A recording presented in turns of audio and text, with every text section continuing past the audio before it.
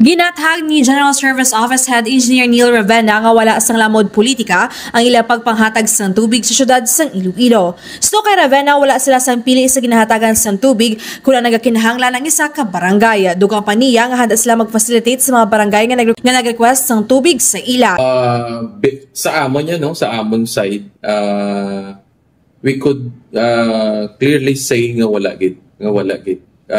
For as long as maghambal ang barangay kag ang atong constituent sa barangay nga need nila tubig, we will help them and facilitate to provide water. Nahibaluan nga 89 ka barangay ang target nga mahatagan sang tubig sa city government kag yara sa kapin 500,000 liters ka tubig ang kinahanglan nga mahatag sa syudad kada adlaw. Sa 3 ka bulan ang pagpanghatag sa syudad sa Iloilo sa tubig sa mga barangay nga apektado sa water crisis. Naginis ka K5 at Jenny Kapinan para sa kampiyon nga balita sa TV na ikaw sa kanawan na side K5.